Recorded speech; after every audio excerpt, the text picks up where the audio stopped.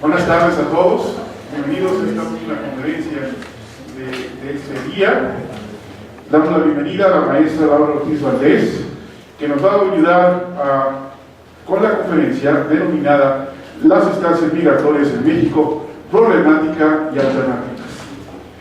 El tema migratorio ha cobrado importancia en virtud de las caravanas realizadas por países de Centroamérica con el fin de llegar a los Estados Unidos para solicitar asilo o refugio.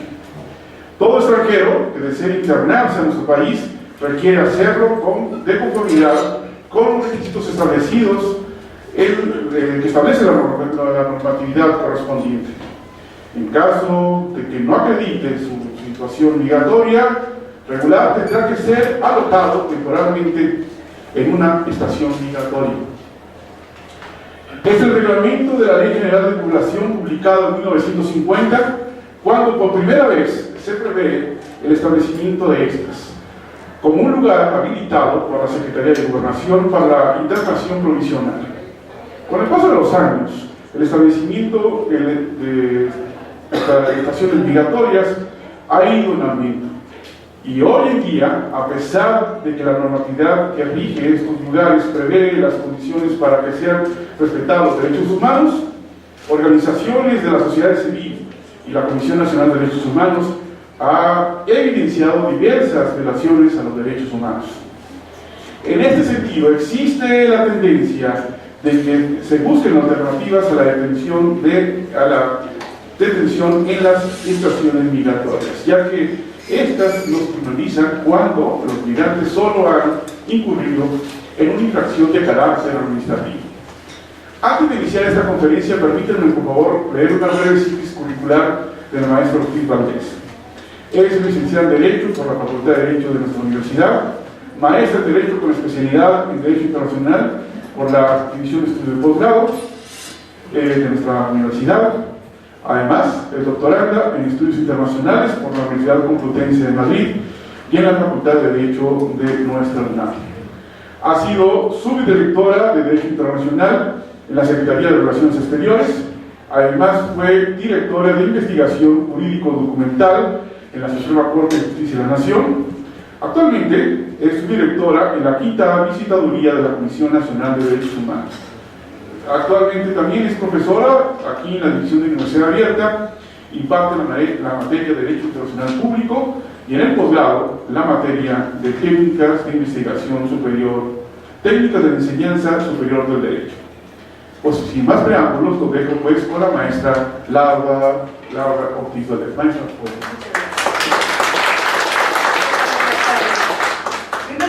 Agradecer al señor director Raúl Contreras Bustamante por impulsar este tipo de derechos académicos aquí en la División de Universidad Abierta y al mismo tiempo al jefe de la división, al doctor Tito Armando Granados Carrión, por hacerme la cordial invitación y impartir esta charla con ustedes.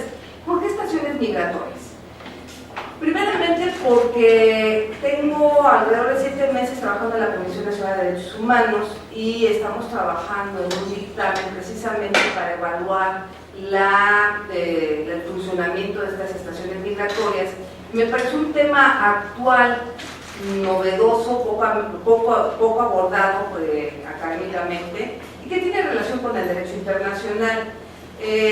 Básicamente, para entender el tema, yo quiero primeramente, y ustedes, alumnos míos de Derecho Internacional Público, van a entender mejor el tema cuando usen Derecho Internacional Privado 1, porque vamos a ver cuál es la condición que ha tenido el extranjero al llegar al país.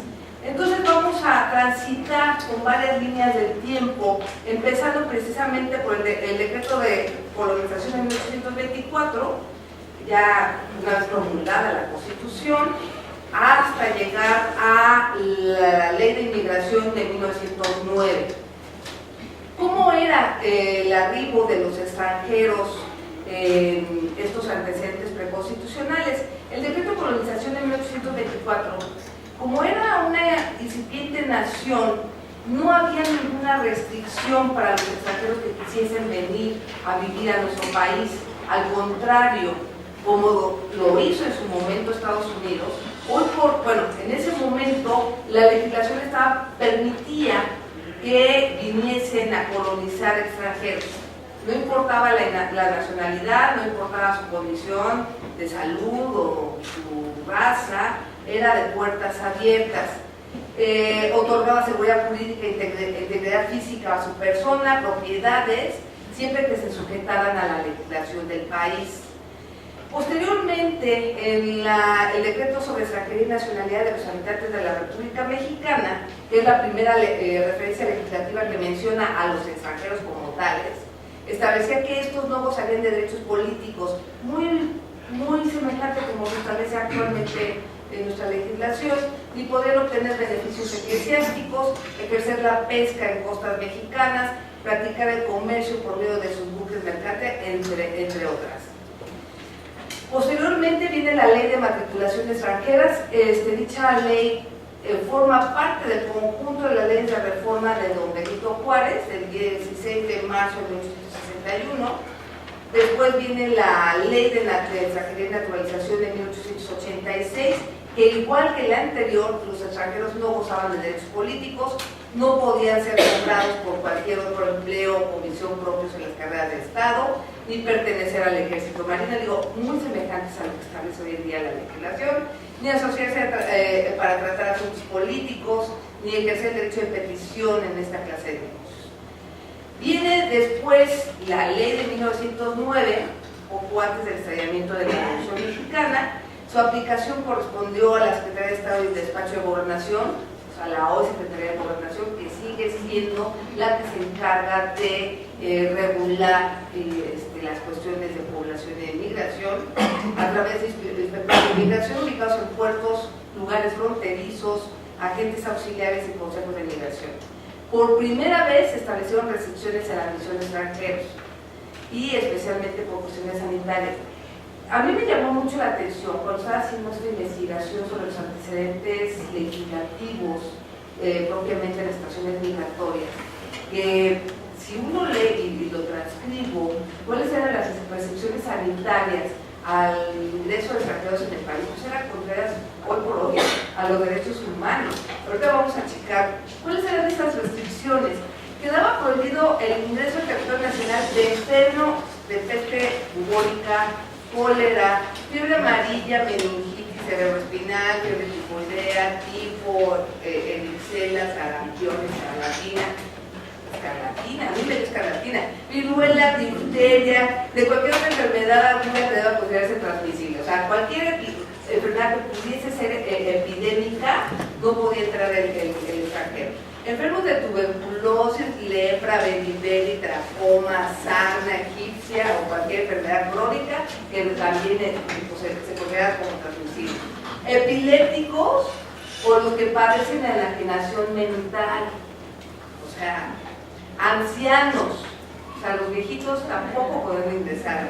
Raquíticos, deformes, así viene en el decreto, yo lo prescribí tal cual. Cojos, mancos, jorobados, paralíticos, ciegos o de otro modo, y el término, lisiados. O por cualquier defecto físico o mental, sean inútiles para el trabajo o hayan de convertirse en una carga para la sociedad. No había manera de que ese tipo de extranjeros pudiesen ingresar al país. O sea, a mí me pareció interesante transcribir este artículo, porque lo que leemos hoy en día pues es notoriamente violatorio de los derechos humanos. Y así fue.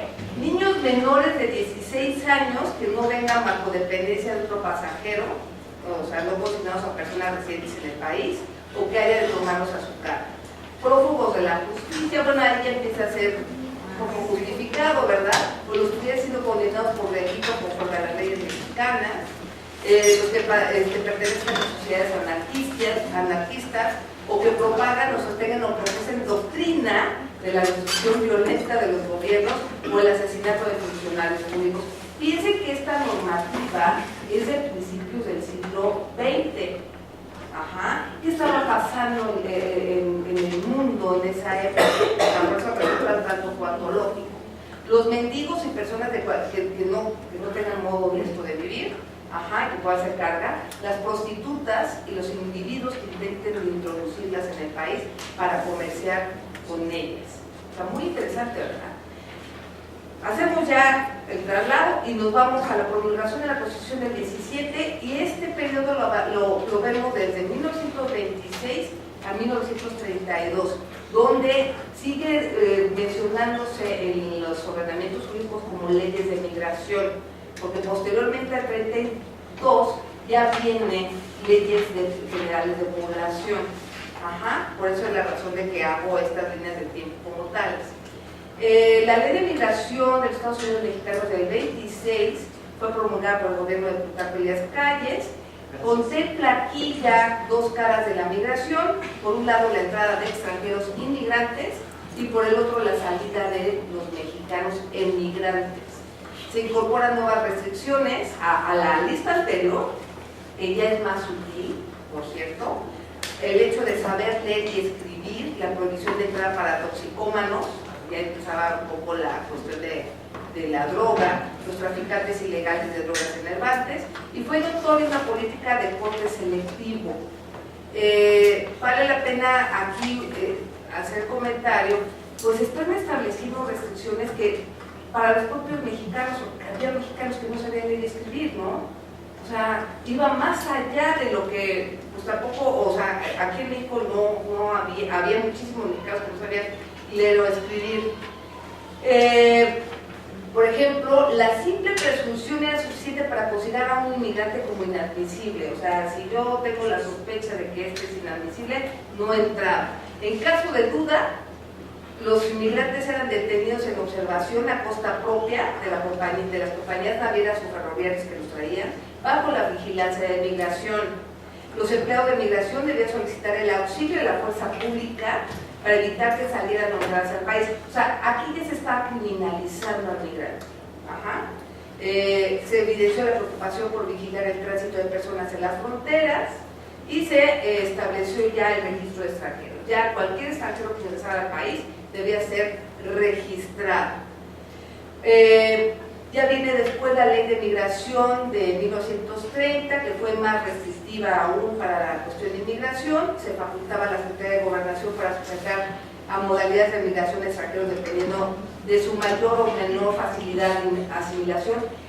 Esto es, se facilitaba la inmigración de personas que consideramos que iba a ser fácil la asimilación. Esto es, que viniesen de España, quizás del continente europeo. De hecho, se buscó mucho que hubiese inmigración de europeos, de Latinoamérica, que se parecen mucho a nosotros, pero, por ejemplo, de tipo de razas, o sea, que ya se empezó a estigmatizar. Por ejemplo, en el caso de los chinos. O sea, ya, a pesar de que hay una fuerte población china en el norte del país, pues ya como que se estaba rechazando a la población china de que no viniesen a migrar al país. O sea, un poco refiriéndose como razas indeseables, ¿no? Por motivos políticos y económicos. Por ejemplo, en el supuesto de que un extranjero no reuniese los requisitos para su legal estancia en el país, sería conducido, y aquí ya vemos un poco el antecedente de la estación migratoria, sería conducido al lugar designado por la Secretaría de Gobernación para ser reembarcados o trasladados sin permiso de aplicarse alguna sanción. Aquí parece muy interesante. El costo, o sea, no se establece el lugar donde se iban a mandar a los extranjeros que iban a ser deportados. O sea, todo era como que normado de manera secreta, porque no encontré ningún acuerdo circular que establece la normativa de esas estaciones, y pongo entre comillas migratorias, porque no eran conocidas como tales. Pero también llama la atención que el costo de la detención del inmigrante era a costo propio del inmigrante en situación irregular, y por otro lado también el costo era para la empresa naviera. Pensamos que en esa época pues era común el transporte por buque, no tanto todavía el aéreo. Entonces, la empresa naviera que trajera a los extranjeros que no reuniesen los requisitos legales para una legal estancia en el país, tenían que cubrir los costos o mantenerlos encerrados en el buque hasta en tanto no se regularizara la estancia en el país. Entonces, todo era por costo del propio extranjero o de la empresa naviera que lo hubiese traído. Si hacemos un traslado a la época actual, pues prácticamente quien cubre el costo, quizás, o sea, hablando de los migrantes centroamericanos, pues es el Estado. O sea, ya cambió. Ahora, si vienen por avión, sí se detienen temporalmente en el aeropuerto y es la misma empresa de aviación quien es la encargada de retornar al país, pero muchas veces también corre por cargo del Estado, o quizá al notificar, como haremos más adelante, al consulado, es el propio país de la nacionalidad del inmigrante que se hace cargo del traslado. Pero sí aquí hay un cambio sustancial de esta época a la época actual, como vamos a ver más adelante. Ahora, vemos una segunda línea del tiempo con una evolución, como les mencioné anteriormente, antes de 1936 nos referíamos a leyes de migración. Ya aquí estamos hablando de leyes generales de población y sus respectivos reglamentos, hasta llegar a la vigente, que es de 1974. Y digo que es vigente porque sigue vigente todavía, a pesar de que ya tenemos una ley de migración de 2011. Ajá. Entonces, ya vemos una evolución. La primera se expidió durante el gobierno de Lázaro Cárdenas en 1936. Aquí pongo una foto porque ustedes recordarán que Lázaro Cárdenas fue el primero en recibir a los refugiados españoles, fue el más abierto y de hecho ya aparece la calidad del asilado político. Se creó la Dirección General de Población para atender lo relativo a demografía, migración y turismo. Esto es, se abarcaba al mismo tiempo los migrantes que la política de población interna. Como les mencioné, se incorpora la calidad de asilados políticos, hay una gran apertura de los exiliados españoles, los extranjeros que han ingresado ilegalmente debían pagar una multa, como se los mencioné, y serían deportados, cuyo costo debería ser cubierto por la empresa que los ha traído. Se hace referencia indirecta a las estaciones migratorias nuevamente. Los extranjeros que llegasen por mar y cuya inmigración estuviese prohibida serían conducidos al lugar designado por la Secretaría de Gobernación para ser reembarcados en su oportunidad, pero no dice exactamente que se trata de una estación migratoria. Vamos a la Ley General de Población de 1936. Como ustedes saben, está en la Segunda Guerra Mundial, que cambia el escenario migratorio internacional al ver una gran movilización de refugiados. Estados Unidos se incorporó al conflicto armado y ustedes recordarán que viene el primer programa de braceros, en donde se permitió que mexicanos fuesen a trabajar temporalmente a los Estados Unidos en tanto terminara la guerra. Ahora, el programa bracero se extendió hasta 1964 como una migración temporal para trabajar en los Estados Unidos. Y resulta interesante también porque si todavía hoy por hoy hubiese un acuerdo con los Estados Unidos de que los mexicanos fuesen por temporadas a trabajar allá, tendríamos mayor integración familiar aquí y habría garantías tanto allá en cuanto a sus derechos laborales y también acá para tener un debido control en cuanto a los derechos de estos mexicanos. ¿Qué más pasó? Viene otra nueva ley, ya en 1947, se refería a la eficaz elección de los inmigrantes considerando las necesidades del país. Se mantienen las cuotas de internación de extranjeros, nacionalidad, calidad de electores y por actividades. Queda facultad a la Secretaría de Gobernación para establecer o habilitar los lugares, y aquí también ya, que considera adecuados como estaciones migratorias. Es la primera referencia de estaciones migratorias para la internación o desembarco provisional de extranjeros carentes de algún requisito migratorio y que no puedan satisfacer en el momento del examen o para alojar como medida de aseguramiento a los extranjeros que deban ser expulsados o deportados. Y viene la famosa Ley General de Población de 1974, que luego todavía está vigente para algunos temas. Aquí la política migratoria debe satisfacer los intereses nacionales restrictiva cuando fuese necesario proteger, abierta cuando por el contrario, en la medida que resulte conveniente alentar la integración de extranjeros. En materia de asilo se extendieron los beneficios para los perseguidos de cualquier nacionalidad. Viene el establecimiento de las estaciones migratorias en los lugares de la República que la CEGOP, vuelvo a repetir, considere conveniente para alojar a estas como medidas de aseguramiento a los extranjeros cuya internación hubiese autorizado en forma provisional o a aquellos que debiesen ser expulsados. Aquí hago un paréntesis porque desde que se hace referencia a las estaciones migratorias de manera directa o indirecta antes de la ley del 74, era posible internarlos en lugares donde convivían con reclusos, o sea, podían ser metidos igual que en cárceles de manera provisional, igual cuando hubiese detenciones, en los lugares en las detenciones preventivas. Entonces, pues aquí estamos criminalizando a los inmigrantes. No es lo mismo quien ha cometido un delito penal a quien tiene una falta administrativa. Entonces les obligaba a convivir a los migrantes, porque esto cambió hasta hace poco, con delincuentes.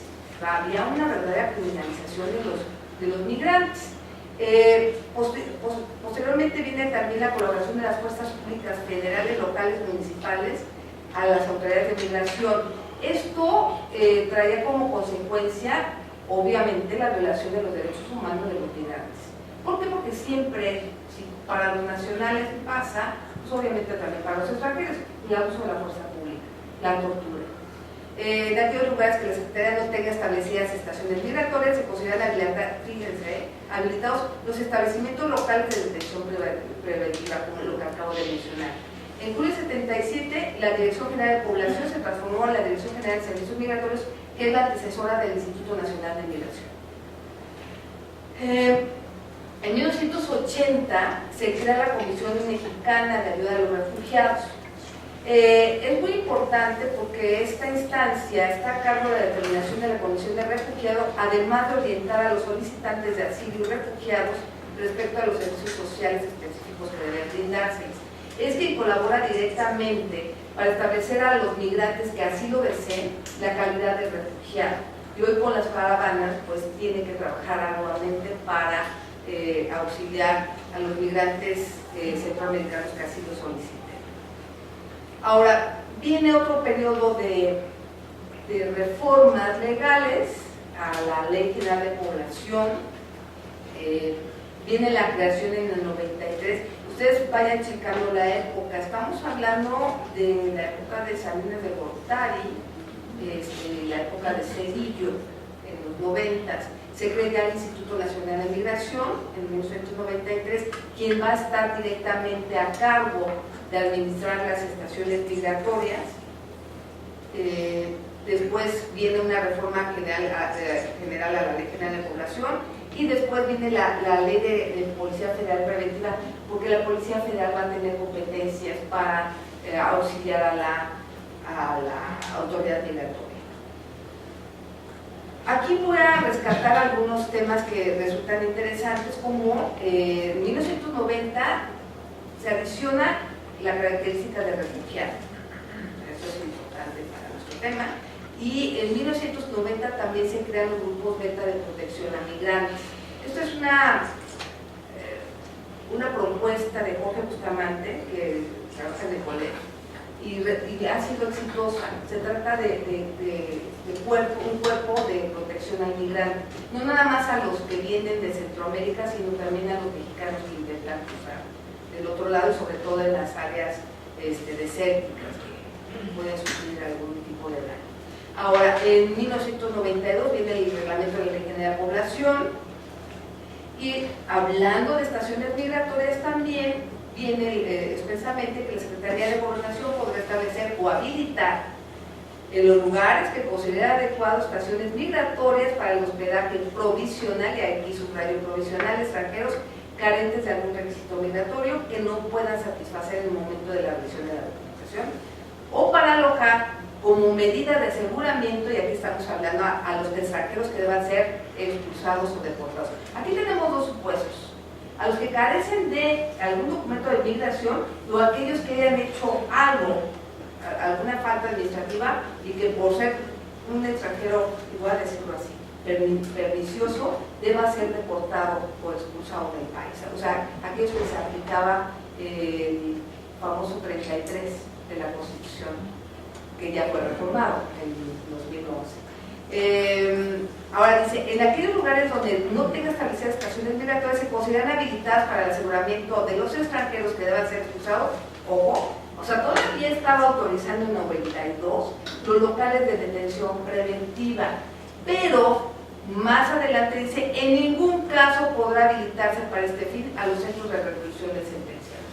O sea, ya, pues sí, en las preventivas, pero ya en donde en reclusorios o cárceles propiamente dichas, ya no podían ser alojados los extranjeros.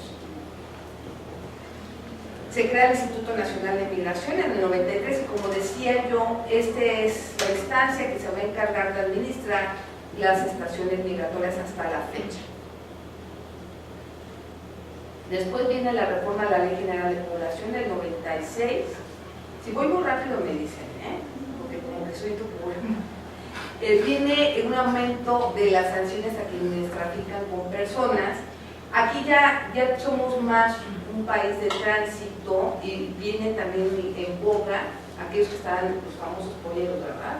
Que son los que trafican con los migrantes, que con una cantidad que no es módica, les prometen trasladarlos al otro lado de la frontera.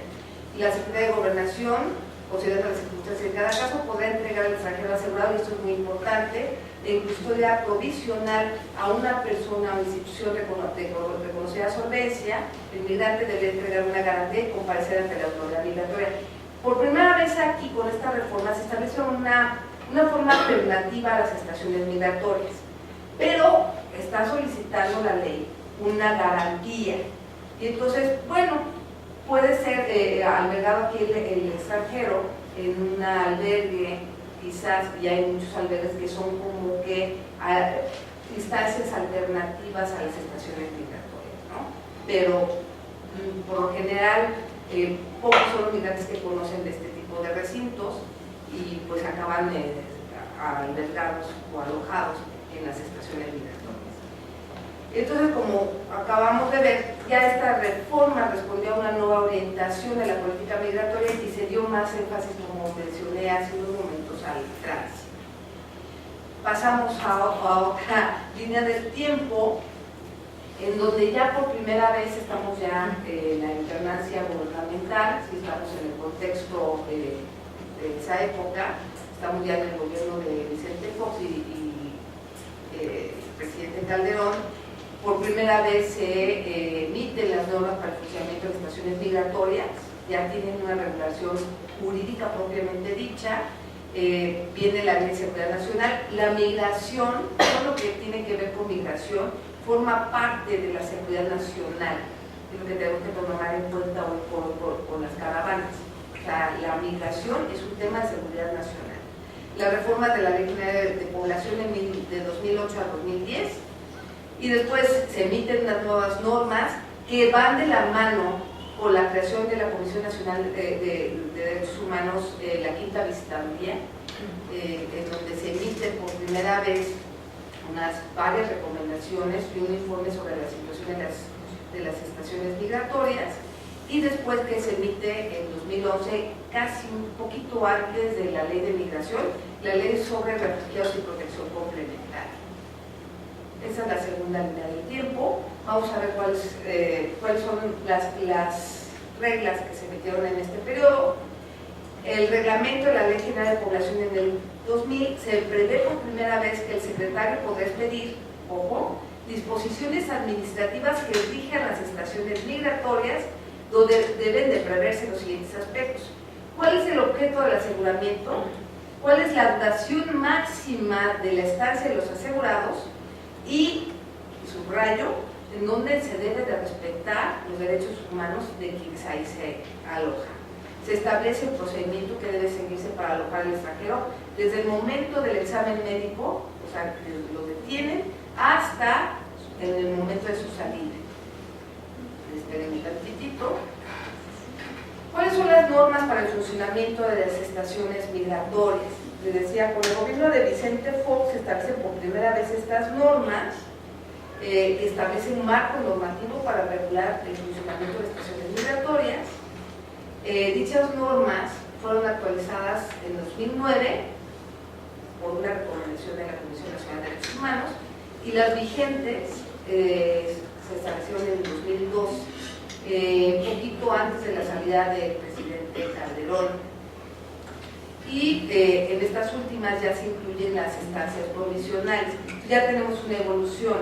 Antes teníamos solamente estaciones migratorias y ya para el 2012 se prevén estancias provisionales de dos categorías, las de tipo A, aquí tengo mi acordeón, para un plazo no mayor de 15 días, digo 48 horas, perdón, y las B para una estancia no mayor de 7 días. Y ya para una estancia superior, estamos hablando de un plazo máximo de 15 días, están las estaciones migratorias, cuyo plazo no podrá ser superior a los 90 días. Es una estancia bastante considerable. Sobre todo, esto puede todavía ser superior cuando el migrante solicita la calidad, o sea, que se le reconozca la calidad de refugio, donde pues, hasta que no termine el procedimiento con la Comar, no puede salir de la estación migratoria, pero ya después de esos 90 días sale, ya sea para ser deportado o para que se regularice su situación migratoria. Ahora, ¿qué establecen dichas normas? Tanto la del 2001 a la del 2012. En términos generales, establece el horario de funcionamiento de la estación migratoria. Se inicia desde las 7 de la mañana a las 8 de la noche que terminan las actividades de la estación. Ya en las normas del 2012 se amplió un poco el horario a las 9 de la noche. O sea, a las 8 de la noche, pues, ¿quién se va a dormir a las 8 de la noche? ¿No? Se establecen cuáles son las prohibiciones dentro de la estación, como cualquier alteración física bajo moral en presunción de asegurados, el comercio o uso de consumo de bebidas embriagantes, el comercio y producción o posesión y uso de armas, son posibles obvias, ¿verdad? Acciones que constituyen un trato cruel, inhumano, degradante a los alojados, introducción y comerciar, usar telefonía celular. Los migrantes alojados en estaciones migratorias no pueden usar su teléfono celular, no tienen acceso a internet, salvo que los permita la propia autoridad migratoria. Pero es muy complicado, no se les permite el uso de internet. Incluso el internet está limitado exclusivamente para el personal administrativo que trabaja en la estación. El ingreso de personas ajenas, hay una regulación muy particular que veremos más adelante sobre las visitas. O sea, puede entrar el cónsul, puede entrar sus representantes legales. El personal de la Comisión Nacional de Derechos Humanos hace visitas semanales a la estación migratoria, a las estancias provisionales, para ver cuál es la situación o si hay alguna queja por parte de los migrantes. Por ejemplo, en el caso del personal de la comisión, sí tenemos acceso a donde duermen los migrantes, pero por ejemplo los representantes legales u otras visitas, incluso ya se permiten visitas de carácter académico para hacer investigación dentro de las estaciones, pero no pueden pasar más allá, está prohibido tomar fotografías. Entonces, ya el hecho de que esté prohibida tomar fotografías, pues ya algo podemos presumir, ¿no? De qué pasa allá adentro, ¿no? Por ejemplo, los casos de alojamiento que les acabo de mencionar, no pueden estar ahí alojados más allá de 90 días, pero cuando solicitan la calidad de refugiado, pues puede ser un poco más. El examen o atención médica. Al ingreso del migrante se debe hacer un examen médico. ¿Por qué? ¿En qué condición llega? ¿En qué estado de salud llega el migrante? Para que se le dé atención dentro de la estación, y en caso de que lo amerite también, si posteriormente se enferma, debe de haber atención médica y un médico 24 horas, pero no necesariamente sucede así. Hemos visto que hay estaciones migratorias que hay médicos que van a ratitos, que hay un horario determinado, y si hay alguna emergencia, pues se permite sacarlos a un hospital con su autorización, o sea, si el militar lo permite, y también tiene que notificarse la autoridad migratoria, y muchas veces ni siquiera se le notifica al consulado. Traslados, pueden estar en una estancia provisional y después ser trasladados a una estación migratoria como tal. Entonces ahí se regulan cómo deben ser trasladados. Se establece expresamente que deben existir buzones de quejas y sugerencias y que deben estar esos buzones en lugares visibles para el migrante, incluso que deben de proveerles de plumas y papel en caso de que se quieran quejar. Vienen obligaciones para el responsable de la estación migratoria, obvio que deben estar debidamente uniformados, que no deben de llegar en estado inconveniente, de que deben de ser respetuosos con el personal de ahí, que deben de respetarse los derechos humanos. Viene una parte del resguardo de las pertenencias. Su dinero, su teléfono celular, alguna pertenencia de valor que tenga el migrante deben de ser resguardados en un lugar establecido en la estación migratoria y deben de hacerse un inventario detallado de cuáles son las pertenencias que vienen ahí. Hemos encontrado casos en donde, a pesar de que venga un resguardo de las pertenencias, se le ha perdido dinero o el teléfono celular al migrante. Entonces ahí ya aplica una queja. Divulgación de información sobre sus derechos. Deben de saber, como todo mexicano o extranjero, cuáles son sus derechos en la estación migratoria, que pueden acceder a la calidad de refugio, cómo va su procedimiento, o sea, un poco el debido proceso legal. El dormitorio, o sea, cómo debe ser ese dormitorio, que debe de cambiarse constantemente la ropa de cama, que debe haber sanitarios por regadera, que deben de proporcionarse 13 alimentos al día y lavado de ropa. Y aquí hago un paréntesis, aunque después lo vamos a ver en un informe que se hizo por parte de la ONU. El dormitorio debe estar separado hombres y mujeres, no necesariamente tienen camas, las literas son de corte metálico, muchas veces utilizan camas con cemento, o sea, con una colchoneta arriba, o duermen en el piso con una colchoneta y una cobija que muchas veces no se cambia. Hemos visto que en algunas estaciones migratorias ha habido epidemia de piojos y de chinches. Entonces imagínense la situación en los niveles alojados. Epidemias de sarna, que muchas veces tienen afectaciones a la garganta, que no son atendidos, o que se enferma uno y obviamente, como pasa en cualquier casa, y si están en un hacinamiento, pues obviamente va el resto. Enfermedades gastrointestinales que son comunes, que ellos ya en el tránsito ya traen esas enfermedades. Entonces, a veces la situación no es muy grata, ¿verdad? Sanitarios. Los sanitarios deben estar separados hombres y mujeres, a veces no funcionan bien. Hay algunas estaciones migratorias que por su ubicación no tienen suficiente agua.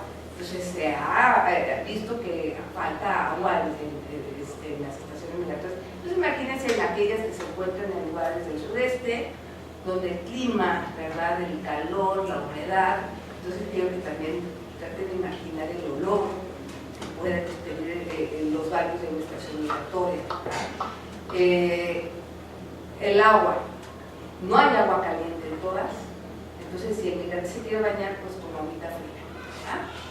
Y no en todas las estaciones migratorias cuentan con un área de lavado de ropa. O sea que se les puede facilitar que el personal de la estación migratoria le pueda lavar ropa, pues puede suceder, pero no en todas existe un área de lavado. Les acabo de mencionar, hay una discusión entre hombres y mujeres, o las niñas, niños y adolescentes no acompañados no pueden, está prohibido hoy por hoy, que se alojen en las estaciones migratorias. Los niñas, niños y adolescentes que estén acompañados por algún familiar, se permite que estén con su familia, por el principio de no separación de familias. Pero la regla general es que evitar que los niños, niños y adolescentes estén en una estación migratoria. Imagínense con la situación que se encuentran los adultos, ¿no? La capacidad, evitar el hacinamiento. A lo largo de la historia de las estaciones migratorias y estancias provisionales hemos visto que muchas veces hay hacinamiento, o sea que llega a sobrepasar por mucho el cupo de las estaciones migratorias. que debe haberse trato especial de personas muy vulnerables. ¿A qué me refiero? A personas adultas mayores, a personas con alguna discapacidad, a mujeres embarazadas, o sea que debe de haber un trato privilegiado. Y aquí, antes de que se me olvide, en cuanto a los alimentos, también tener en cuenta las cuestiones culturales. Hay migrantes que no comen carne de cerdo, que por su religión o por alguna costumbre, o que no están acostumbrados al chile. Muchas veces, por ejemplo, nopales, ellos no comen nopales. Entonces, tener en cuenta sus costumbres, sus usos culturales para los alimentos. Ahora, medidas disciplinarias. Todavía hasta hace poco, al migrante que se portara mal, se le separaba del resto, había separos, donde se aislaban del resto de los migrantes. Entonces, ya hoy por hoy eso ya está apuntando cuanto es desuso y deben de estar estas medidas disciplinarias motivadas y fundadas perfectamente. Y el control de visitas, o sea, no cualquier persona puede ingresar. Las organizaciones de la sociedad civil se han quejado de que no se les permite el acceso, que tienen que avisar con X anticipación y a veces, a pesar de que ya tienen el permiso para ingresar a la estación migratoria, se les prohíbe el acceso. Entonces sí hay un control, o sea, ¿a esto qué se parece? A una cárcel, o sea, se ha criminalizado y se criminalice todavía en las estaciones migratorias a los inmigrantes. Ahora, como les decía, ya en el 2002, un poquito después de que se establecieron las normas para el funcionamiento de las estaciones migratorias, hubo un informe presentado por la Relatoría Especial de las Naciones Unidas para los Derechos Humanos de los migrantes, en el 2002. Hubo una visita in situ, se visitaron estaciones migratorias, la Relatora Especial hizo un informe. ¿Y qué se observó en las estaciones migratorias? Ya les adelanté un poco, ¿no? Las condiciones de detención varían en función del lugar y del número de migrantes detenidos. Ahorita vamos a ver una tabla, o sea, hay bastantes estaciones migratorias y varía mucho entre 5 o 10 la capacidad a tener casi 800 migrantes alojados, ¿no? Entonces, varían, obviamente, cuando veamos el mapa, hay más estaciones migratorias en la frontera sur, que es el primer filtro, en el sureste, y paulatinamente se van haciendo esporádicas a lo largo del territorio nacional para llegar a la frontera norte, donde también hay algunas estaciones o más estaciones migratorias, pero ya con un número reducido. Básicamente las numerosas van a estar entre el centro y el sur del país. Ajá. Encontró que hay estaciones migratorias en espacios improvisados, o sea, ay, se desalojó esta casa o este edificio, vamos a decorar con estación migratoria, ¿no? O sea, muchas carecían de camas y los migrantes se acomodaban en el suelo, pasillos y en las propias oficinas. Sobre población en la estación migratoria de Tapachula. Ajá. Los migrantes podían ser internados en cárceles municipales. Los cuerpos de seguridad no contaban con la capacitación adecuada. Las instalaciones no son apropiadas para el aseguramiento, digo, eran improvisadas. En la estación migratoria de Iztapalapa se observaban problemas sanitarios y condiciones de hacinamiento. Los alimentos no eran suficientes de acordes a las diferencias culturales de los migrantes. Había trato discriminatorio y humillante asegurado dependiendo de la cultura, las religiones o etnias diferentes.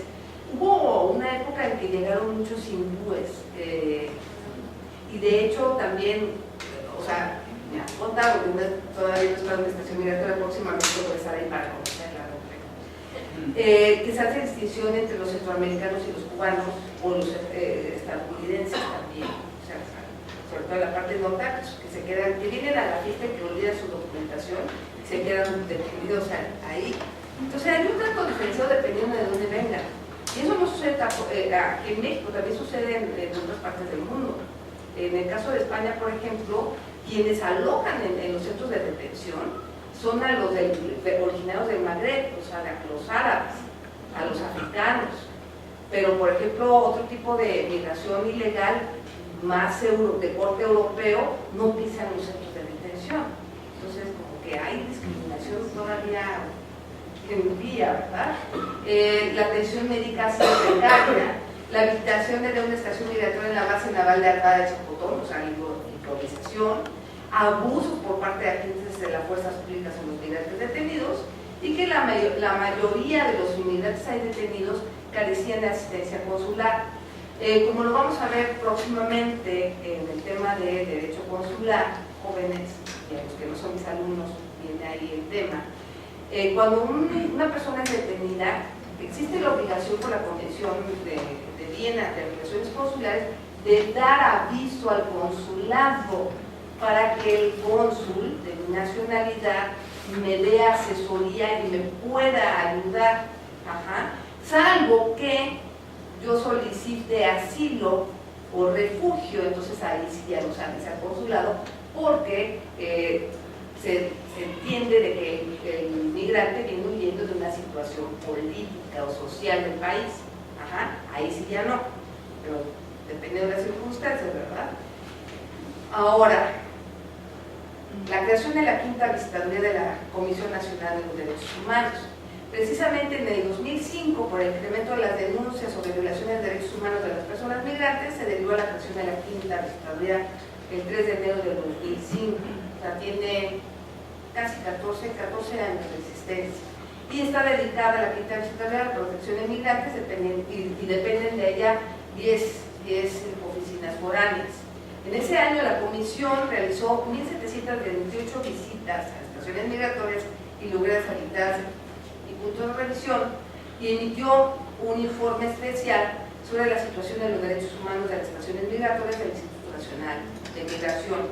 Hoy por hoy, hago el paréntesis, estamos trabajando con otro informe después, o sea, de 2005 a 2019, pues han pasado otras cosas, ¿verdad? Y seguimos viendo problemas en las estaciones migratorias.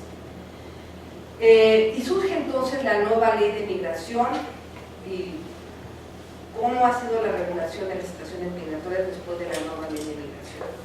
Después de esta ley de migración que tiene sus asegúnes que también fue criticada, se define la nueva política migratoria nacional, que son cuáles son sus principios rectores, y se diferencia de la política poblacional. Precisamente por eso sigue vigente la Ley General de Población del 74.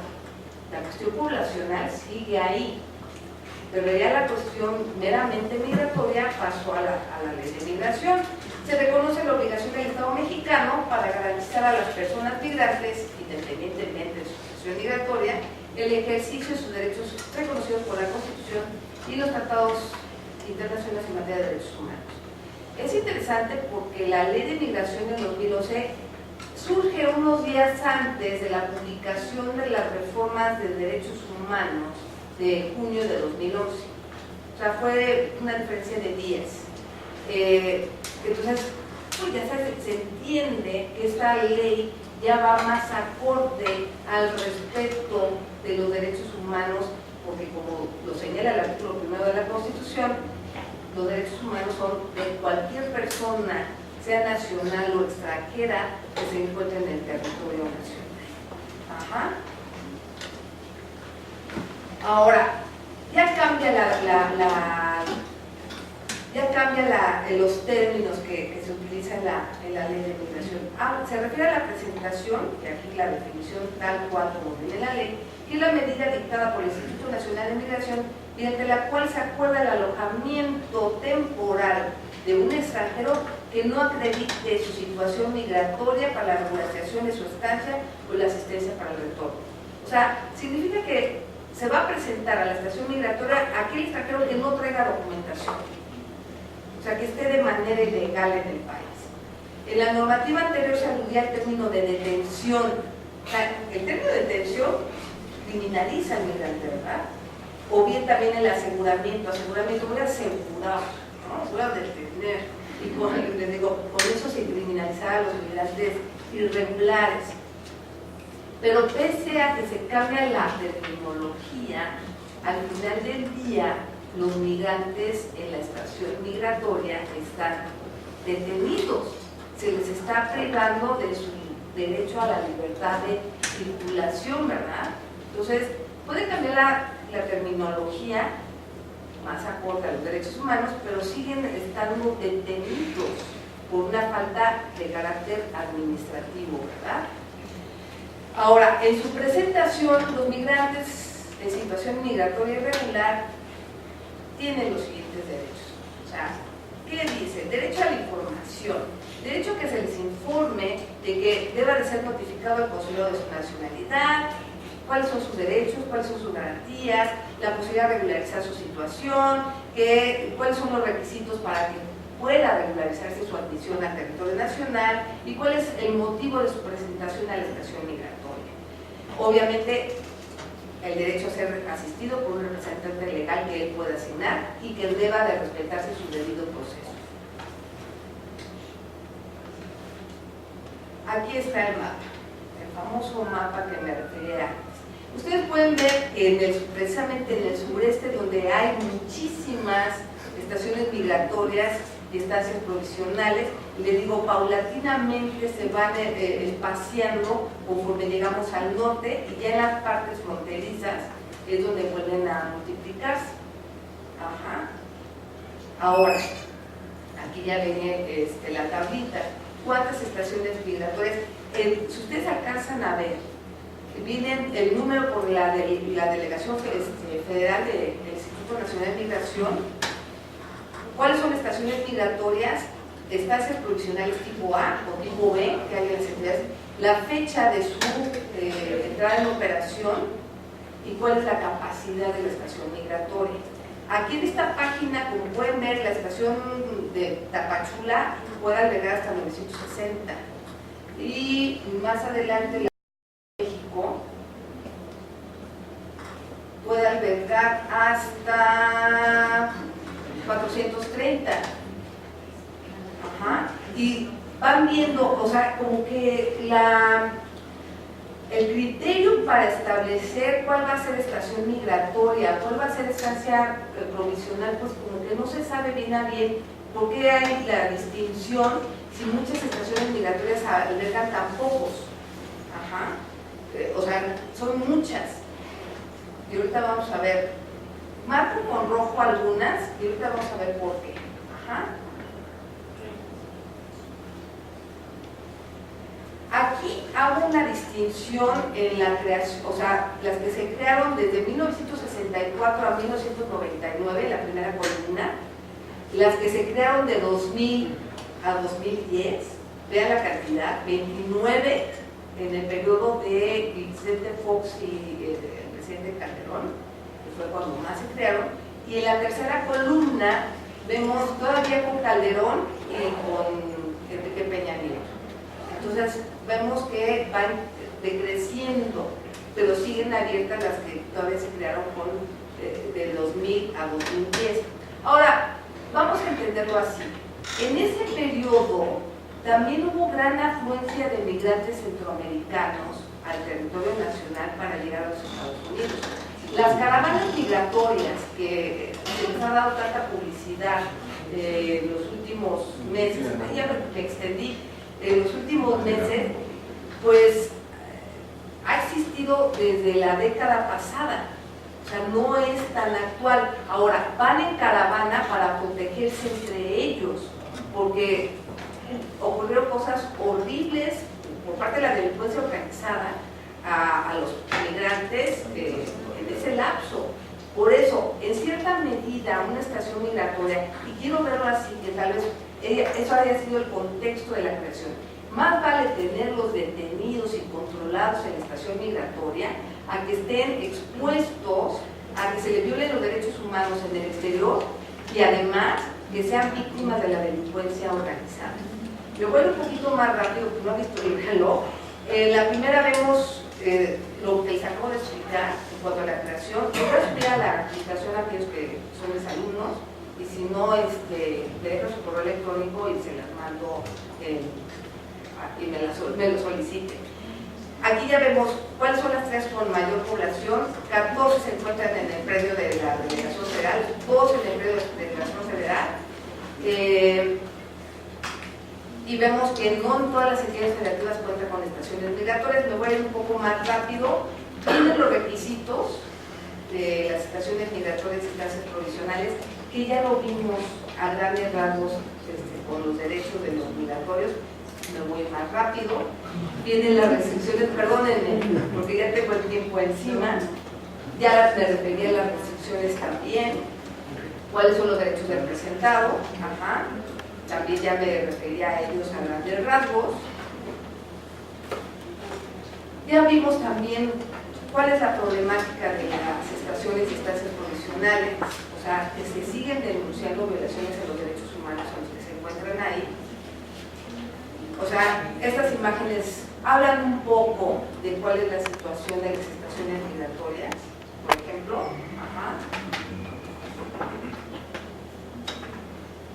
Y vemos que hay aportes y principios estándares que deben de tenerse en cuenta en las estaciones migratorias o en la detención de extranjeros en estaciones migratorias.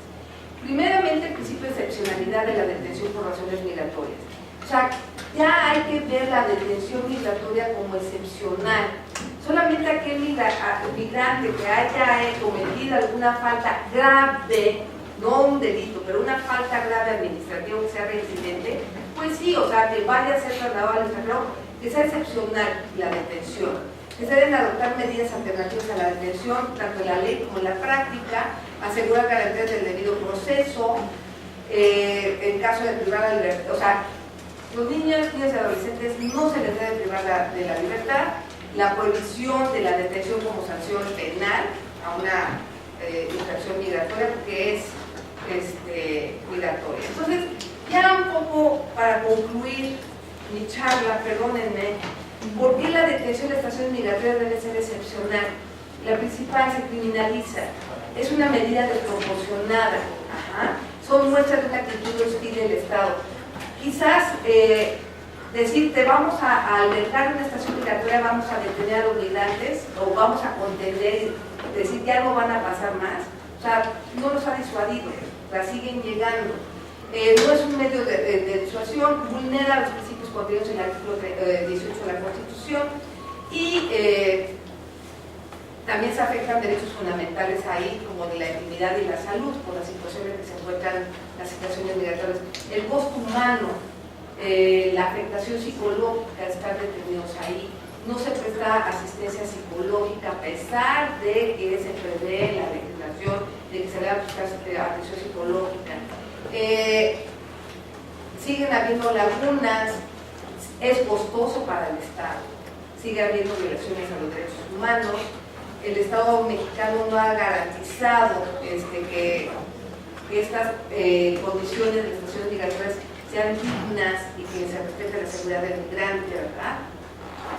Existen personas vulnerables, como se les distingue, el funcionamiento óptimo de la red es costoso para el Estado. O sea, aquí cerramos estancias infantiles, pero no cerramos las estaciones migratorias. O sea, que también es costoso para el Estado, ¿verdad? En ocasiones el tiempo de internamiento supera el plazo, o sea, ustedes pueden ver por qué, ¿verdad? Y aquí vemos un poco las alternativas de la migración, que debe ser excepcional, sí. En el caso de Argentina, que hemos utilizado como paradigma, ahí se le apercibe al migrante que si en 30 días no regulariza su situación migratoria, se le va a detener para después expulsar. Entonces, se le debe percibir, y ya aquí participa más la autoridad jurisdiccional, que en este caso, que primero para llegar a la jurisdiccional, se debe agotar la instancia administrativa. O sea, como que tenemos que pasar por un largo proceso. Entonces, deben haber estas alternativas que están en la diapositiva antes de prever que se deban alojar a las instancias migratorias. ¿Cuáles son las ventajas? Respeto a los derechos humanos, cuestan menos, mantienen altas tasas de cumplimiento y comparecencia por parte de los migrantes, aumenta el retorno voluntario, reducen la detención ilegal y también los litigios, y reducen el hacinamiento y la detención prolongada. La noticia, y con eso voy a concluir, apenas en febrero pasado se dio a conocer que cerraron 5 estaciones migratorias, la de Acapulco, Nogales, Morelia, Reynosa y Tuxpan, porque no reunían las condiciones. Y esto me da luz de que va a cambiar la política migratoria y esperemos, o o sea que con el informe que emita la Comisión Nacional de los Derechos Humanos sobre estaciones migratorias, pues podamos lograr que se cierre la gran mayoría. Les agradezco muchísimo su atención y perdónenme que me haya extendido tanto en la exposición. Muchas gracias.